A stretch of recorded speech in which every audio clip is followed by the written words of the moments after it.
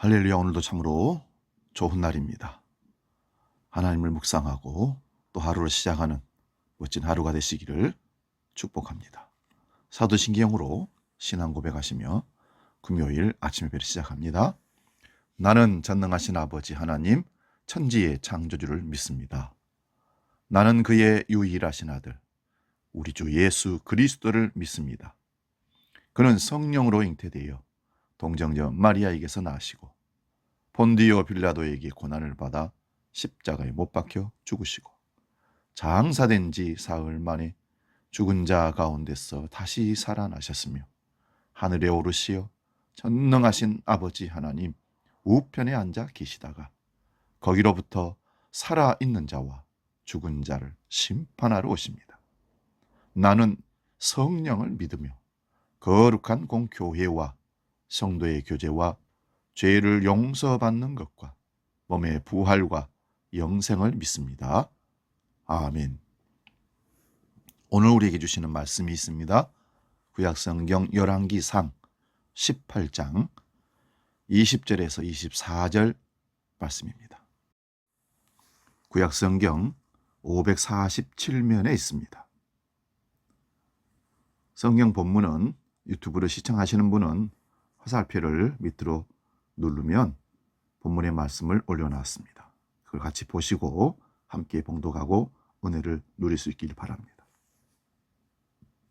열왕기상 18장 20절에서 24절 말씀 봉독합니다.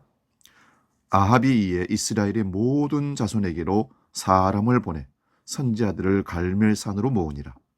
엘리야가 모든 백성에게 가까이 나아가 이르되 너희가 어느 때까지 둘 사이에서 머뭇머뭇하려느냐.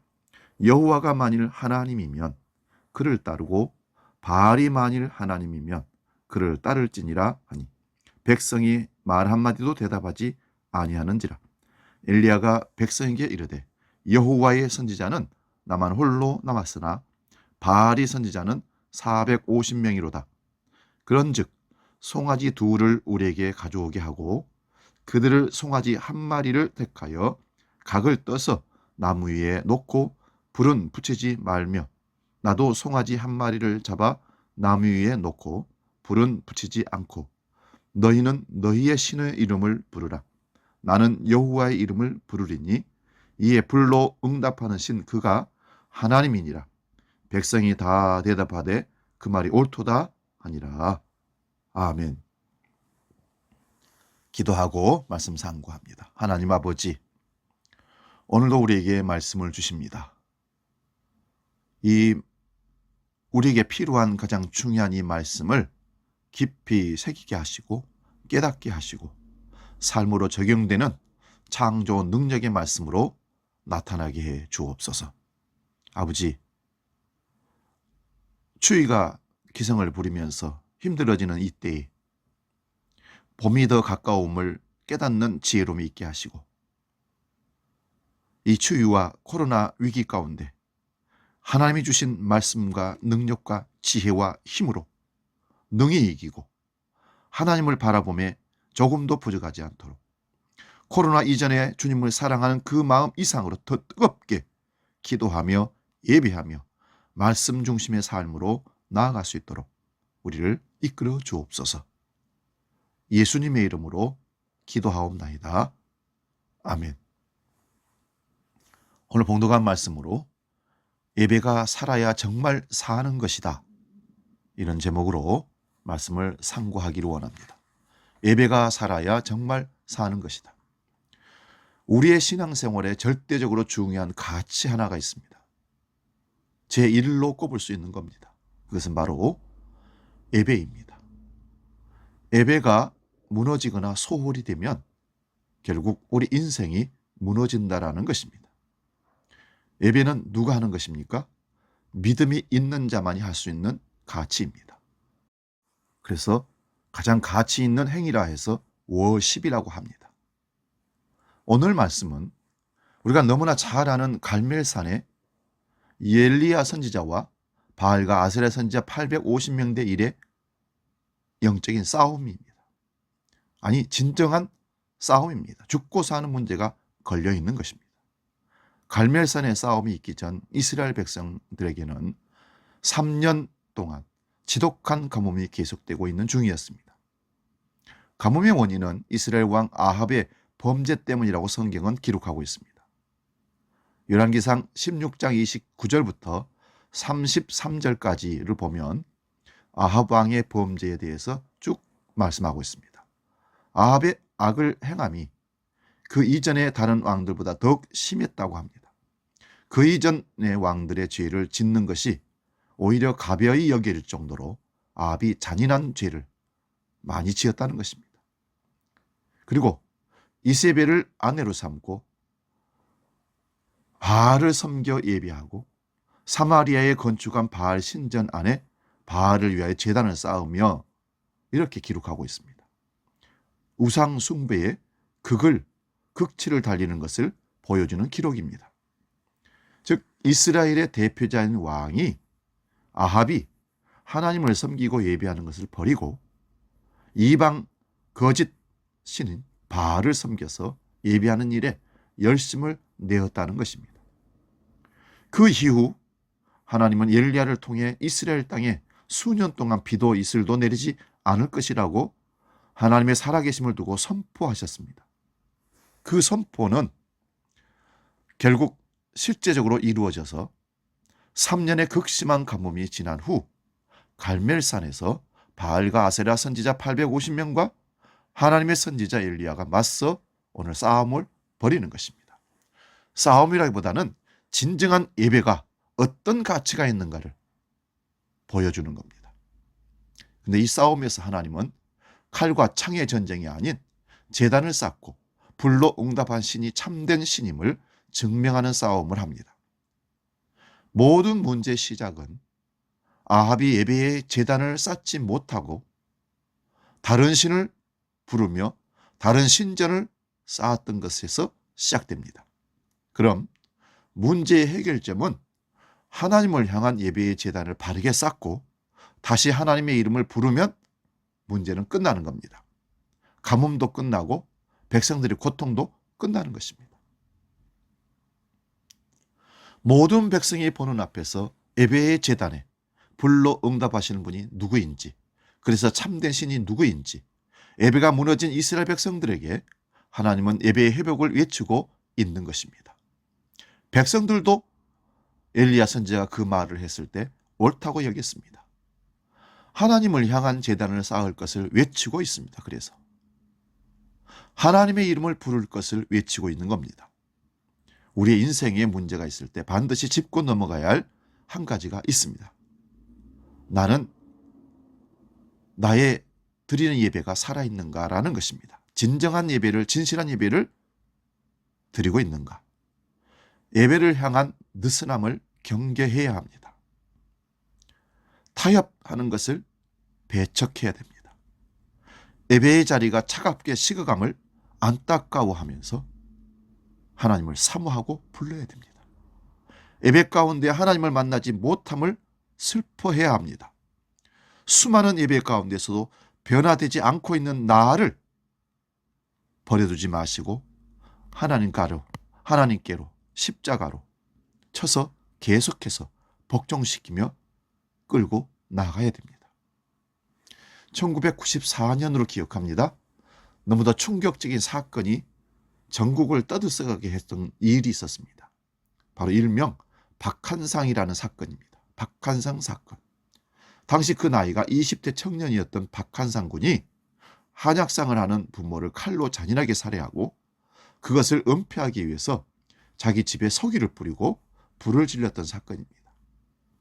이 청년은 그때 당시 미국에서 유학 중이었는데 공부는 안 하고 도박에 빠졌던 것 같습니다. 그러다가 엄청난 빚을 지게 되었습니다. 그 빚을 갚기 위해 부모님에게 돈을 요구했지만 부모님이 거절했습니다. 그래서 이 엄청난 범죄를 저지르기 위해서 부모 몰래 미국에서 한국으로 들어와서 결국은 부모를 잔인하게 죽이고 석유를 뿌리고 불을 내었던 것입니다. 여기까지가 일반 신문과 뉴스에서 보았던 내용입니다. 그런데 박한상 사건의 슬픈 뒷이야기가 있습니다. 박한상 군이 고등학교 2학년 때 교회 수련회에서 있었던 일입니다. 청년 사역으로 유명한 원 베네딕트라는 선교사님이 계십니다. 그 선교사님이 그 교회 수련회에 강사로 갔었던 것입니다. 당시 박한상 군은 고등부 회장이었고 그 부모님은 중고등부 부장 집사님이었던 겁니다. 수련회에서 박한상 군이 은혜를 많이 받았고 말로는 성령을 받고 방언까지 받았다고 100여 명 되는 학생들 앞에서 눈물을 흘리면서 자신의 죄를 고백하고 간증까지 했다는 것입니다. 거기서 그는 저는 학생 회장인데 술, 담배를 했습니다. 잘못했습니다. 용서해 주십시오. 그리고 눈물을 펑펑 흘리면서 부모님께 제가 지금까지 속을 많이 썩어드렸습니다. 이제부터는 신앙생활 잘하고 예배 중심의 삶을 살겠습니다. 무릎 꿇고 간증하고 약속까지 했다는 것입니다. 이 모습을 지켜보던 강사인 원 베네딕트 선교사님은 이 학생의 가정과 교회에 큰 부흥이 일어나겠다 생각까지 했다는 것입니다. 그런데 문제가 발생했습니다. 수련회에서 은혜 받고 돌아온 청년에게, 이 고등학생에게 부모님이 했던 첫 번째 한마디가 박한상 군의 인생을 어긋나게 만든 겁니다. 은혜 받은 것도 좋지만 대학 갈 때가 되었으니 이제 공부에만 집념해라. 교회가 너무 머니까 당분간 본 교회가 아닌 가까운 교회에 나가서 고등부 예배 이제 그만 나가고 아침 7시 어른 예배 잠깐 드리고 학교 가서 공부해라. 그러면서 소위 유명하다는 강남의 고등학교로 전학을 시켜버립니다. 그리고 집 앞에 있는 가까운 교회에 아침 7시 예배만 참석하게 하고 100만 원짜리 과외를 시키면서 4년제 대학을 꼭 가야 된다고. 그 부모는 100억대 재산을 갖고 있는 재산가였습니다. 돈으로 대학을 보낼 수 있다고 생각했던 것이죠. 돈이 많았기 때문에 믿음으로 살지 않아도 된다고 아마 착각했던 것이 아닌가 생각해 봅니다. 하지만 박한상 군은 집 앞에 있는 교회 7시 예배에 몇 번 나갔지만 결국 은혜를 받지 못하고 적응 못하고 예배에 빠지기 시작했습니다. 예배의 삶이 무너지기 시작하니까 예배의 삶이 무너진 그때 그 이전의 삶으로 다시 술, 담배를 하게 되었고 방황을 하기 시작합니다. 시험을 봤지만 4년제 대학에 떨어졌습니다. 그러자 박한상 군 부모는 그를 미국으로 유학을 보내버립니다. 여러분 기억하십시오. 예배가 무너진 사람은 어디를 가도 변하지 않습니다. 유학을 보냈더니 하라는 공부는 안 하고 매일 도박하고 카드 빚을 엄청나게 지기 시작합니다. 하나님도 떠나고 꿈도 없고 소망도 없고 예배도 무너져 있었습니다. 부모가 경고를 했지만 하나님을 잃어버리고 예배가 무너진 그 박한상 군 삶이 달라질 수가 없었던 것입니다. 날이 가면 갈수록 정신을 못 차리고 심지어는 마약까지 손대게 되었고 카지노에서 빚을 엄청나게 지게 됩니다. 그러자 부모는 가능성이 없다. 아예 한국으로 영구 귀국해라. 불효령을 내렸습니다. 그러나 그는 전혀 반성하거나 정신을 차리지 않았습니다. 도리어 악한 생각을 품고 너무나 충격적인 계획을 세웁니다. 아버지 몰래 귀국해서 부모를 칼로 찌르고 그것을 위장해서 집에 불을 질렀던 것입니다. 부모는 죽고 박한상 군은 사형언도를 받았습니다. 그 많던 재산은 큰아버지 손에 넘어갔습니다. 얼마나 불행해졌습니까? 이후 그 소식을 접했던 원 베네딕트 선교사님이 감옥에 있는 박한상 군을 대구 교도소까지 가서 면회를 합니다. 그때 선교사가 박한상 군에게 물었습니다. 자네 나 기억하는가? 그럼요, 선교사님 분명히 기억합니다. 제 인생에서 가장 행복했던 때가 바로 그 고등학교 2학년 수련회였습니다. 그는 큰 은혜를 받았던 그때를 잊지 못하고 있었던 것입니다. 그때 선교사님이 다시 박한상에게 묻습니다. 자네 하나님을 믿는가? 그때 예. 근데 선교사님 저 같은 사람도 천국 갈 수 있나요? 후회하며 눈물을 흘리더랍니다. 박한상 군이 왜 이렇게 무너졌습니까? 왜 이런 비참한 종말을 맞이했을까요? 하나님을 못 만났기 때문일까요? 아닙니다. 박한상 군의 아버지는 돈이면 다 된다는 착각으로 자녀의 예배의 삶을 무너뜨렸습니다. 하나님께서 주신 은혜와 변화를 너무나 소홀히 했습니다. 예배를 통해 받은 은혜를 소중하게 간직하게 더 깊은 예배의 삶으로 나아갔어야 되는데 그 길을 막아버렸습니다. 박한선 군은 하나님을 만났지만 부모의 반대와 환경에 굴복하여 예배의 삶이 무너져 버립니다. 현재 우리에게 중요한 것은 얼마든지 있습니다. 하지만 우리가 끝까지 목숨 걸고 싸워야 할 것이 있는데 그것은 바로 예배입니다. 이 예배가 무너질 때 우리가 행복하기 위해 쌓아가는 모든 것은 함께 무너질 것이기 때문입니다. 예배를 지키기 위해 목숨 걸고 싸우십시오. 예배의 가치를 최대치로 올리십시오. 예배 가운데 하나님께서 응답하심을 경험하십시오. 다윗과 골리앗,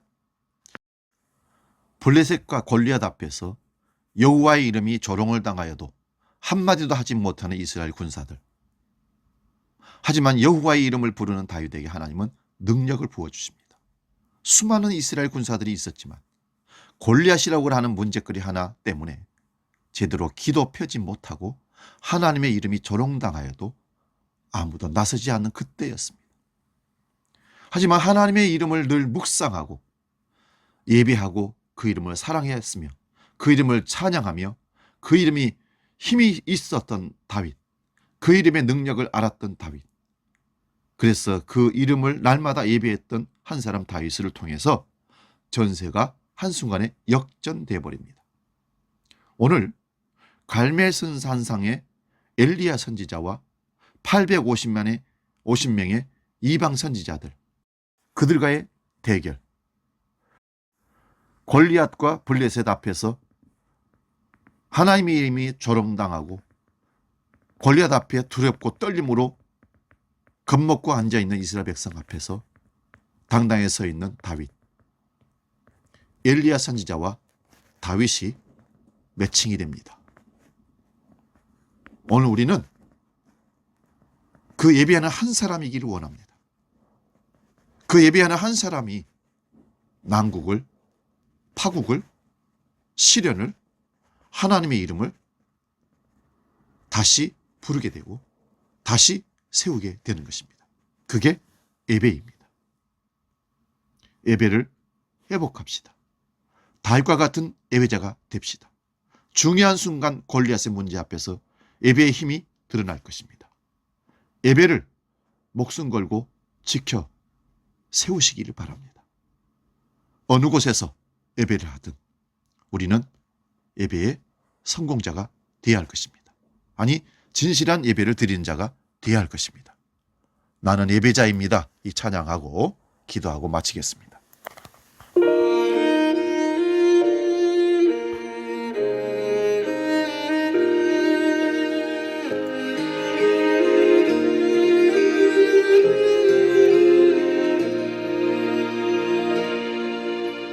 나는 하나님을 예배하는 예배자입니다.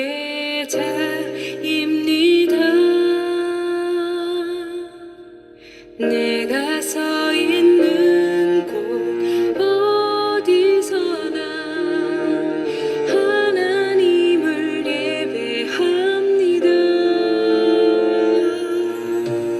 나는 하나님을 예배하는 예배자입니다.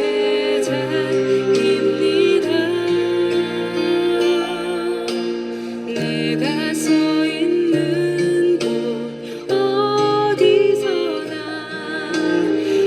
하나님을 예배합니다. 내 영혼 거룩한 은혜를 향하여 내 마음 완전한 하나님 향하여 이곳에서 바로 이 시간 하나님을 예배합니다.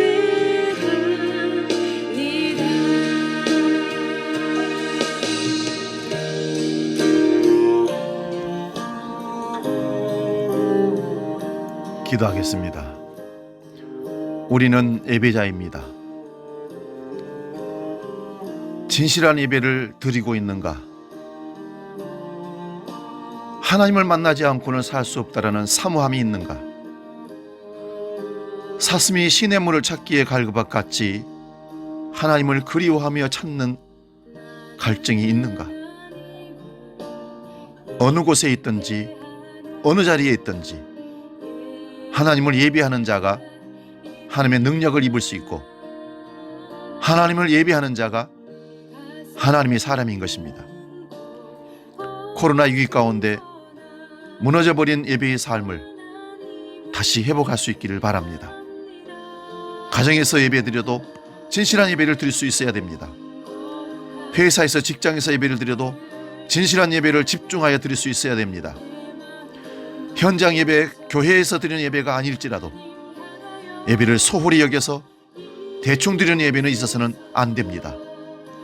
우리에게 예배를 회복할 수 있는 성령의 능력을 더하여 주옵소서. 갈멜산상에 목숨 걸고 섰던 엘리야 선지자를, 골리앗과 블레셋 군대 앞에서 목숨을 걸고 섰던 다윗을 오늘 우리가 바라봅니다. 예배가 모든 하나님의 능력을 입는 현장인 것을 깨닫게 해 주옵소서. 이제는 진실한 예배, 영으로 충만한 예배를 드리라고 우리에게 말씀하시며, 우리와 동행하시는 주 예수 그리스도의 은혜와 아버지의 놀라우신 사랑과 성령 하나님의 지키시고 함께 하시는 은총의 역사가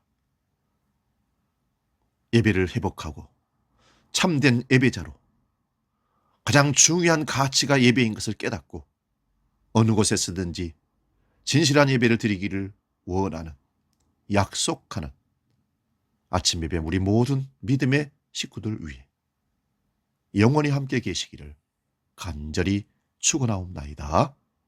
아멘.